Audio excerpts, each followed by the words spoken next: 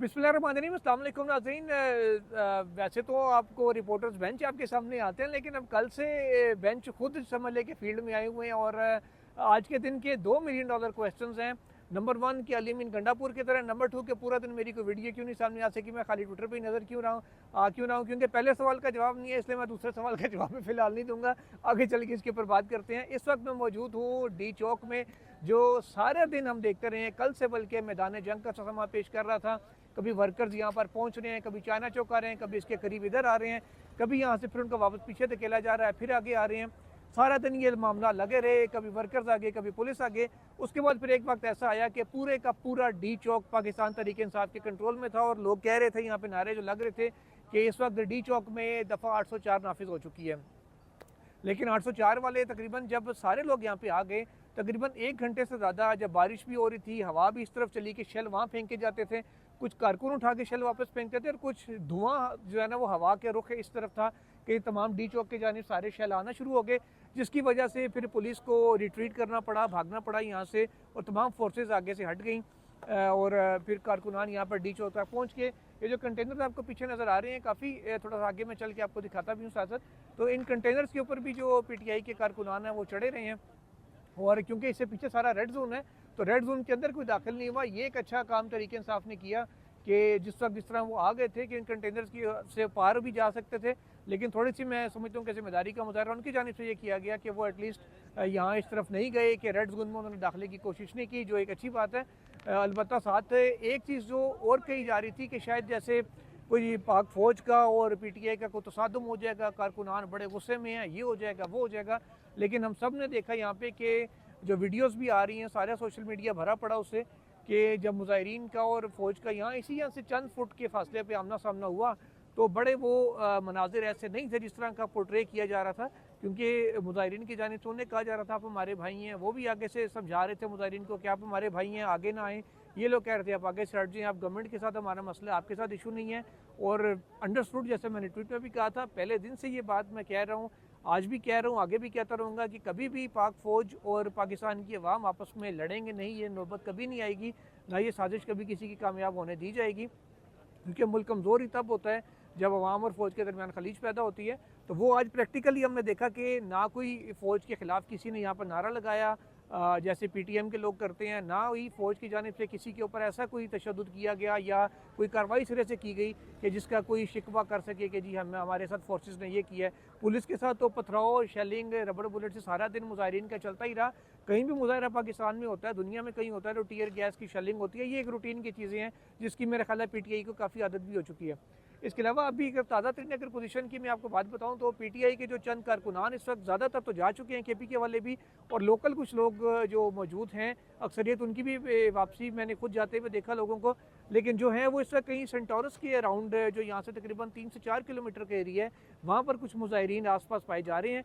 लेकिन इतना इस वक्त जितने जो अतराफ़ के एरियाज़ हैं, मेरे राइट साइड पर अगर हम देखें तो F6 का एरिया है, ये सारा एम्बेसी रोड है जो F6 की जानिब जाता है, और इस साइड पे फजली हक रोड है, वो G6 का एरिया है, और सामने अगर जाएँ हम तो G6 G7 के आगे एरियाज़ आते हैं। जो इस्लामाबाद पुलिस है उसका जो मुख्तलिफ स्क्वाड्स हैं, वो गाड़ियों में और मोटरसाइकिल्स के ऊपर वो इस वक्त गश्त कर रही हैं इस पूरे डी चौक के अतराफ़ के एरिया में, क्योंकि यहाँ पे जो इस्लामाबाद में रहने वाले लोग हैं या जो यहाँ आए हैं वो जानते हैं कि सारा ब्लू एरिया तजारती मरकज़ है सारा, तो यहाँ पे प्लाज़ों के अंदर या घरों के अंदर या इसके अतराफ़ में मुख्तलिफ ऐसे पॉकेट्स मौजूद हैं कि जहाँ पे लोग अक्सर मुजाहिरीन जमा होते हैं टोलियों की सूरत में, वहाँ से फिर रीग्रुप होकर जैसे कल भी आते रहे थे वो आते थे, उन सारे एरियाज़ को क्लियर करवाने की कोशिश की जा रही है पुलिस की जानिब से, और अभी तक इन एरियाज़ में पुलिस को कोई ख़ास मज़ामत का सामना नहीं करना पड़ा। जब मैं आपसे यहाँ मौजूद हूँ, मैं आते हुए भी देख रहा था पुलिस को कि यहाँ इस एरिए पूरे में पोलियो क्लिनिक के अतराफ़ भी गश्त हो रहा था, लेकिन कोई खातिर खा कामयाबी पुलिस को इन एरियाज़ में से नहीं मिली, क्योंकि यहाँ से कारकुनान इस वक्त जा चुके हैं। कुछ देर पहले तक नईम हैदर पंजोथा भी आगे चाइना चौक से आगे मौजूद थे, लेकिन सर वो भी यहाँ पर मौजूद नहीं है, क्योंकि पुलिस की काफ़ी बड़ी तादाद है जो यहाँ पर मौजूद है। अगर मेरे साथ कैमरा मैन तारिक थोड़ा सा मेरे साथ आगे आएँ तो हम आपको दिखा सकते हैं कि यहाँ पे कभी कभी कोई शहरी भी आ जाता है गाड़ी लेके, जैसे अभी भी कुछ लोग आपको नज़र आ रहे हैं। तो ये टोटल पुलिस के इस वक्त कंट्रोल में है। पीछे जो आपको कंटेनर के साथ अगर लाइट वहाँ पे पड़े नज़र आए, तो वहाँ पे रेंजर्स के और आर्मी के लोग खड़े हुए हैं। तो फर्स्ट ईयर जो मेन है ऑब्वियसली वो पुलिस का ही है, और अभी इस वक्त फिर यहाँ पे अगर गाड़ियाँ खड़ी हैं तो या पुलिस की हैं या मीडिया की हैं, यहाँ पे भी रेंजर्स के लोग खड़े हैं। बस ये सारी हालात हैं यहाँ पे, कहीं पानी की बोतलें हैं, कहीं पत्थर पड़े हैं, कहीं क्या है। तो इस वक्त टोटल सिक्योरिटी फोर्सेस का कंट्रोल है डी चौक में। कारकुनान यहाँ पर नहीं है। वैसे अगर मैं अपनी ज़ाती एक राय दूँ, अपनी तजवीज़ ज़ाती दूँ, वो ये है कि आप पीटीआई को इस एहतजाज को कॉल ऑफ कर देना चाहिए, क्योंकि जो मेन इशू था कि जो टारगेट था इनका या जो चैलेंज इनको दिया गया था डी चौक पहुँचने का, डी चौक वो पहुँच गए। उन्होंने 1 घंटे से ज़्यादा इस पूरे इलाके का कंट्रोल संभाली रखा। जब पुलिस यहाँ पर नहीं थी, बारिश हो रही थी, तो सिर्फ यहाँ पे पीटीआई ऑल ओवर का जो गलत नहीं होगा। दफ़ा 804 जैसे मैंने पहले बताया, लोग नारे लगा रहे थे कि यहाँ लगी हुई है, लेकिन उसके बाद फिर दोबारा से दफ़ा 144 नाफिज हो गई और इस वक्त भी दफ़ा 144 नाफिज है और यहाँ पे कारकुनान नहीं है, आम शहरी नहीं है। सिर्फ जो सिक्योरिटी फोर्सेस के लोग हैं, पुलिस है, एफसी है, रेंजर्स है और आर्मी के लोग हैं, सिर्फ वही यहाँ पर मौजूद हैं और वो भी इसी इंतज़ार में देख रहे हैं कि अगर कोई वर्कर यहाँ पर आए। जो हालात व क्या लग रहे हैं उससे अंदाज़ा यही हो रहा है कि सुबह तक जो मामलात हैं वो क्लियर हो जाएंगे काफ़ी हद तक। अलबत्ता जो गिरफ्तारियों का फिगर ऑफिशियली जारी किया गया वो ये बताया जा रहा है कि 564 अफराद इस्लामाबाद पुलिस ने गिरफ़्तार किए हैं और 120 से 130 के करीब गिरफ्तारियाँ रावलपिंडी में इस वक्त हो चुकी हैं। अभी भी रावलपिंडी पुलिस की जानिब से छापे जारी हैं। इसी तरीके से जो इस्लामाबाद पुलिस है उसकी जानिब से भी छापामार कार्रवाइयाँ मुख्तलिफ एरियाज़ में की जा रही हैं और पीटीआई के जो वर्कर्स हैं उनको गिरफ़्तार करने की कोशिश की जा रही है इस पूरे सिनेरियो में जो लोग आए। अब आते हैं जो $1 मिलियन क्वेश्चन हैं दो उनकी जानिब कि अली अमीन गंडापुर कहाँ है। थोड़ा सा फैक्ट्स पहले बता दें। अली अमीन गंडापुर चाइना चौक में आए, वो ऐसे रास्ते से आए थे, वैसे तो सारे रास्ते बंद थे, लेकिन वो गालिबन कहीं इन्होंने मारगला ट्रेल्स वाला एरिया को यूज़ किया, जिसकी पास वो यहाँ पे F6 में उतरे और मारगला रोड से F6 सुपरमार्केट की तरफ आए। प्रेस क्लब के सामने से होते हुए अली अमीन गंडापुर चाइना चौक पहुँच गए। सीधा रोड यहाँ से आ रहा है, यहाँ से हार्डली कोई आधा किलोमीटर के फासले पे है। वहाँ वो आए, कारकुनान से खिताब किया, बैठे 15-20 मिनट आधा घंटा यहाँ रुके, उसके बाद वो चले गए KP के हाउस।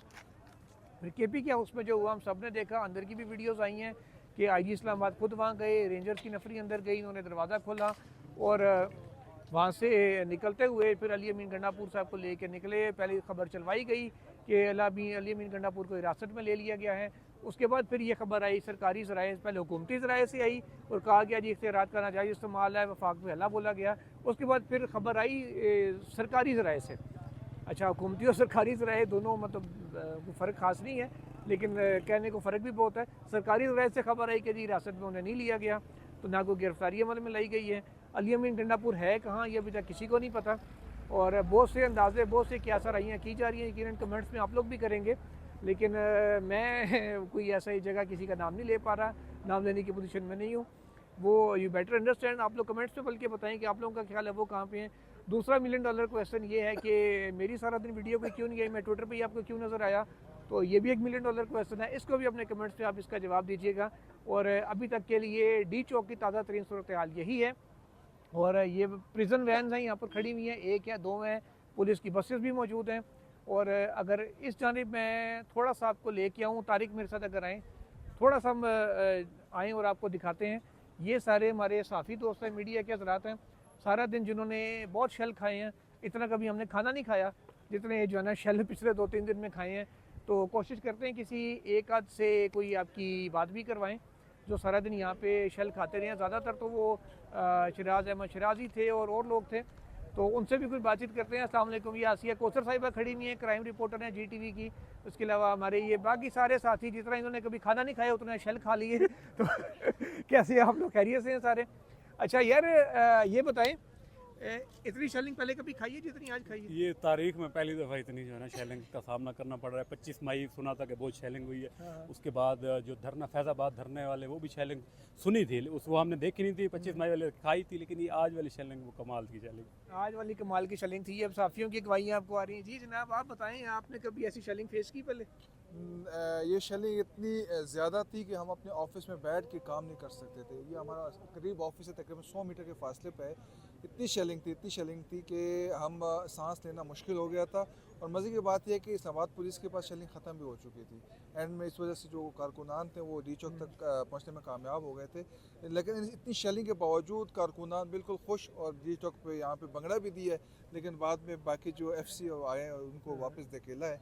अब जो अभी ताज़ा तो सूरत ये कि अभी सर्च ऑपरेशन जारी है, देखते हैं कितने गिरफ्तार होते हैं। 400 के करीब तो वज़ीर दाखिला ने बोला कि 400 के करीब, 564 उन्होंने क्या हाँ इतने गिरफ्तार हो गए। मज़ीद कितनी गिरफ्तारियाँ होती हैं, लेकिन वही भी कहा जाएगा सख्त जो पर्चा है सख्त दिया जाएगा कि उनकी इसके बाद कोई कारकुन डी चौक आने का सोचे भी नहीं। वैसे तो पहले भी कह रहे थे कि सुई नहीं गुजरेगी। आसिया साहिबा, आप तलाइमली पोतल हैं वैसे क्राइम रिपोर्टर हैं, तो कह रहे अच्छा सुई नहीं गुजरेगी, लेकिन यहाँ पे तो पूरे के पूरे कंटेनर वो उल्टा के आगे। अच्छा ये बताएं कि जब कारकुनान ने कंट्रोल संभाल लिया था डी चौक का, उसके बाद अचानक कारकुन तो लीडर का इंतजार करते थे कोई आके हमें बताए करना क्या है, फिर वो खुद ही पीछे हट गए थे या बाकायदा उनको धक्का दे के पीछे धकेला गया था, क्या हुआ था? अच्छा, मैं पहले आपकी इस बात का जवाब दूं कि सुई नहीं गुजरती थी वहाँ से। हाँ, यहाँ इस मामले पर कहीं ना कहीं हम डिसअपॉइंट हुए, लेकिन एक उसके पीछे स्ट्रैटेजी थी गवर्नमेंट की, और स्पेशली मैं पुलिस की अगर बात करूं कि किसी शहरी को नुकसान ना पहुंचे, वरना बहुत सारे हरबे इस्तेमाल किए जा सकते थे जितनी सख्ती का कहा जा रहा था। दूसरा, जब कारकुनान यहाँ पहुंचे तो कारकुनान एक्चुअली उनको अब सख्ती और क्या होनी चाहिए, गोली तो मारने से मुजाहिदीन को, नहीं, वो दरमियान शूट एट साइड का तो नो ऑर्डर था, ना कोई कर्फ्यू था, तो शेलिंग होती थी, पर बुलेट्स ही होने थे, वो तो हुए। हमेशा जो देखते हैं ना जिस तरह से लाठी चार्ज और बहुत शदीद किस्म देखिए का, लाठीचार्ज तब होता है जब जब लाठीचार्ज तब होता है जब आप आमने सामने होते हैं।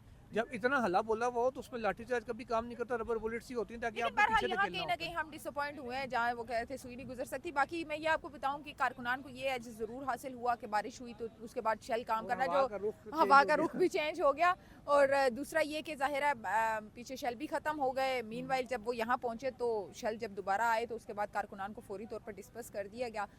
मुझे तो दोनों तरफ से मायूसी हुई है। क्या कारकुनान, हाँ दोनों तरफ से। एक तो पाकिस्तान तहरीक इंसाफ की क़यादत की जानिब से कि हमेशा बड़े बड़े बोल बोलते हैं, जो खान साहब हमेशा से बोलते आए हैं कंटेनर्स पे चढ़ के, और जो उनका नतीजा निकलता था वही हम नतीजा बाकी क़यादत का भी देख रहे हैं। बड़ी बुरी तरह से डिसअपॉइंट करते हैं ये अपने कारकुनान को।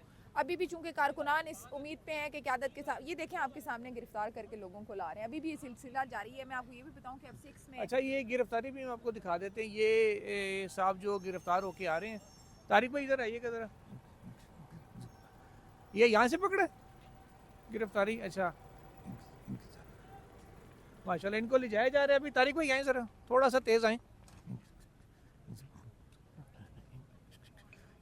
ये प्रिजन वैन है नाज़रीन, ये प्रिजन वैन है जहाँ पे इनको ले जाया जा रहा है, जाके इनको बंद किया जाएगा। प्रिजन वैन के अंदर इस वक्त कोई अवेलेबल भी है या नहीं, ये देखने वाली चीज़ है।